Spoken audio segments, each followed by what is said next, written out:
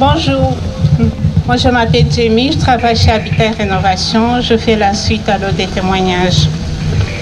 Alors, j'ai un témoignage de Zora. Lorsque j'appelle au cabinet dentaire, l'attente est souvent très longue et il arrive fréquemment que le dentiste ne répond pas. En utilisant Internet, je suis souvent confrontée à des demandes que je ne comprends pas. Stella Martino. L'ordinateur peut faire des erreurs. Parfois, il y a des problèmes techniques et on doit recommencer une démarche parce que l'ordinateur a planté ou que le site ne fonctionne pas. Il y a des endroits AXL où Internet fonctionne mal, ce qui signifie qu'il faut payer cher pour avoir une connexion fiable. Parfois, j'ai du mal à me connecter et c'est bien plus simple avant. C'était bien plus simple avant. Je peux imaginer la difficulté que cela peut représenter pour mes voisins âgés. Richard Strange. Les guichets sont de moins en moins efficaces. Maintenant, lorsque je vais à la poste, je dois faire une énorme file d'attente, ce qui n'était pas le cas auparavant. Je ne suis pas contre la digitalisation, mais je pense qu'il faudrait garantir l'accès à des guichets ouverts sans rendez-vous pour tous dans toutes les administrations et les banques. Il est difficile de comprendre comment fonctionnent les sites Internet. Savoir où cliquer, comment utiliser le site ou mettre quelques informations. C'est parfois compliqué.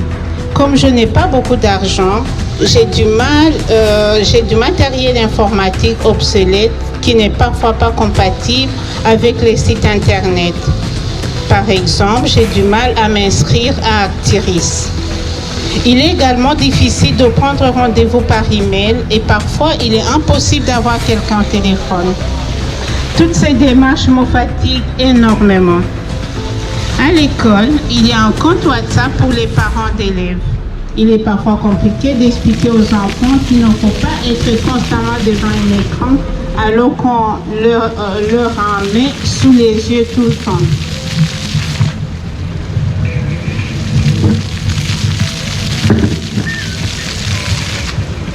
Il y a beaucoup de codes à connaître et j'ai l'impression qu'avec tout cela, il est plus facile de se faire pirater qu'avant et cela m'inquiète. Je connais beaucoup de personnes autour de moi qui ont eu des problèmes. Le fait de payer tout par carte, par exemple, fait que tout le monde sait tout de toi. Lorsque l'administration demande mes extraits de compte pour certaines démarches, elle en sait beaucoup trop sur moi, y compris des informations qui ne la concernent pas. Je m'inquiète de la place grandissante de l'informatique. Que se passe-t-il en cas de bug informatique, par exemple? On m'envoie des documents par email, je dois renvoyer à ma mutuelle en les scannant, mais je ne sais pas comment scanner. Un autre témoignage. Je suis informaticienne et je me mets à la place des gens. Les outils informatiques sont parfois difficiles à utiliser et on nous apprend à les utiliser. Je suis inquiète du traitement des informations par l'informatique. Parfois, l'humain est nécessaire pour analyser les situations et en prendre compte des choses qui ne sont pas perceptibles à travers des papiers ou des documents. C'est dommage qu'on ne centralise pas davantage les documents, que ce soit à la mutuelle, à la commune, pour les CPAS ou le chômage. Souvent, on doit donner 5 à 6 fois le même papier. Un autre témoignage. Il peut sembler qu'on nous demande de se former en numérique, mais cela ne devrait pas être une obligation. Cependant, apprendre les bases de l'informatique peut être utile pour rester connecté, trouver des informations et communiquer. C'est un choix personnel que peut nous rendre plus indépendants, mais il ne faut pas se sentir contraint. La numérisation peut être difficile pour les personnes malvoyantes. Les écrans peuvent être difficiles à voir et à lire. Il peut être compliqué de naviguer sur Internet sans une aide spéciale. Les images et les vidéos peuvent ne pas être accessibles sans description. Cela rend l'accès à l'information et à la communication plus compliqué que pour les personnes malvoyantes.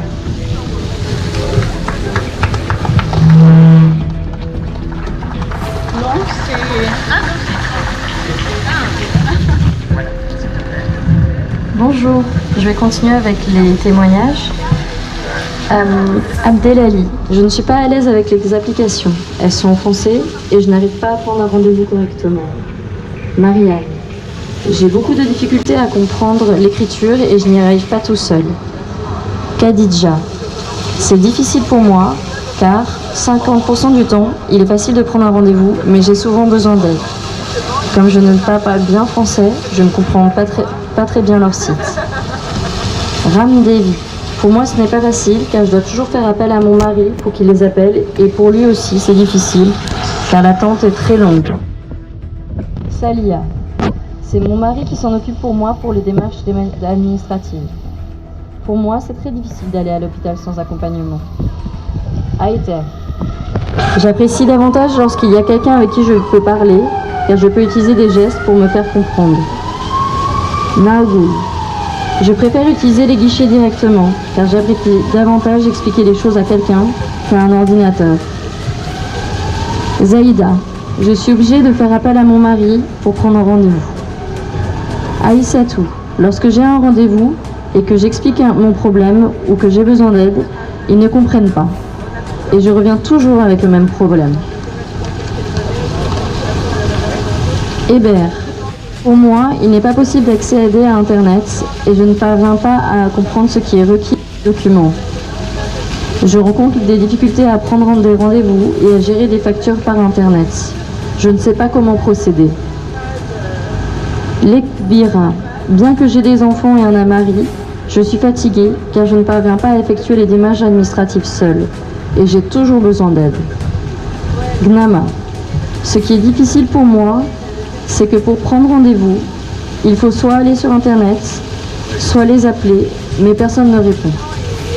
À la commune, il y a des guichets pour aider les gens, mais actuellement, ce n'est plus le cas. Mariama, il m'est difficile de prendre un rendez-vous pour mon fils sur Internet. Tigé, lorsque je ne comprends pas quelque chose sur Internet, je dois aller chez mon voisin pour obtenir de l'aide. Chantal, lorsque je ne comprends pas quelque chose, je suis contrainte de me rendre au centre de jour pour obtenir de l'aide. Lorsque j'appelle pour prendre un rendez-vous, la banque est souvent fermée ou ne répond pas. Et si j'oublie un document chez moi lors d'un rendez-vous, je suis obligée de tout recommencer. Sigué, tout le monde ne maîtrise pas l'utilisation des outils numériques.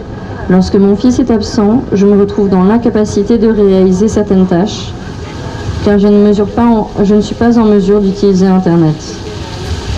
Ravi, la dernière fois, j'ai été invitée à remplir un formulaire pour mes enfants, mais on m'a tout simplement dirigée vers un site sans explication.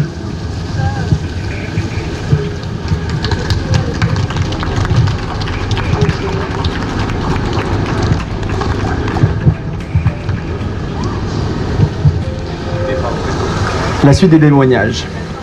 Je suis assistant social et hier j'ai vécu une situation assez complexe et frustrante. Un monsieur est venu me voir après s'être rendu à la mutuelle.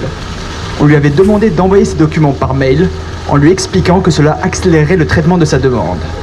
Cela m'a semblé étrange dès le départ car cela signifiait une charge de travail supplémentaire pour tout le monde. Le monsieur lui-même, moi-même et même la mutuelle. Le problème est survenu lorsque j'ai essayé d'envoyer les documents par le formulaire de contact électronique. Le formulaire demandait l'adresse mail enregistrée avec le bon numéro d'affilié. Malheureusement, l'adresse mail du monsieur n'avait pas été correctement notée par la mutuelle. J'ai donc dû appeler la mutuelle pour résoudre ce problème. Après plusieurs tentatives et un certain temps passé au téléphone, j'ai finalement réussi à parler à quelqu'un qui a pu effectuer la modification de l'adresse mail dans leur système. Une fois cette étape terminée, j'ai enfin pu renvoyer les documents électroniquement. Cette situation m'a pris presque une heure pour la comprendre et la résoudre.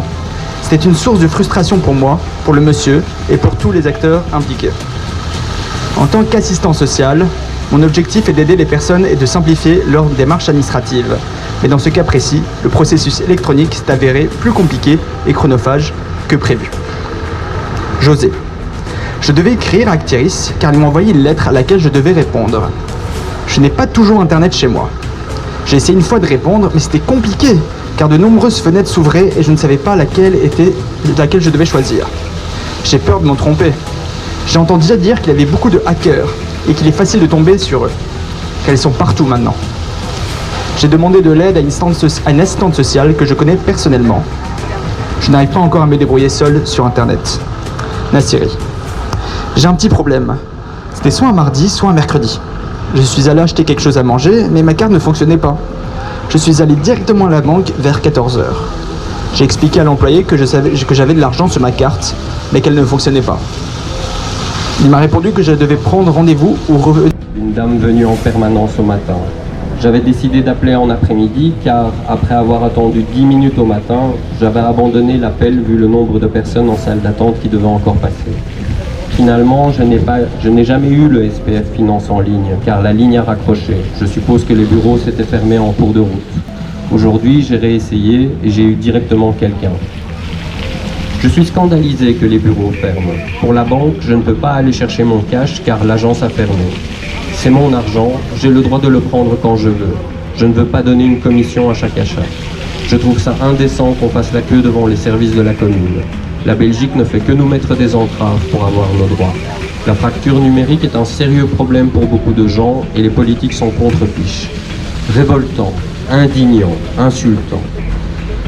Avec la numérisation, les personnes qui ne possèdent pas d'adresse mail n'ont plus accès à certains services et ont plus de difficultés que d'autres à accéder à leurs droits. Par exemple, les mutuelles ont créé sur leur site des comptes affiliés, comptes accessibles uniquement avec une adresse mail, ce qui exclut toute une frange de la société. Or, ce compte permet d'accéder rapidement à des attestations officielles, par exemple. Sans adresse mail et donc sans compte affilié, les personnes doivent passer par une agence lorsqu'il en reste encore ou par téléphone. Dans ce dernier cas, il faudra du crédit d'appel car les numéros ne sont pas gratuits et du temps car le délai d'attente est rarement court.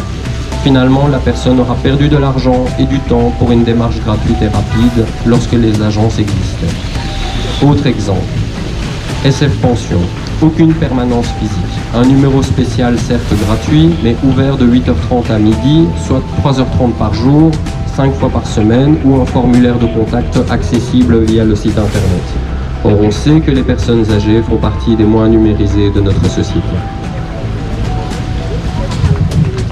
Un grand merci. Alors, voilà, nous avons terminé. Est-ce que vous êtes encore là? Voilà, au moins un petit groupe qui reste. Nous attendons en impatience.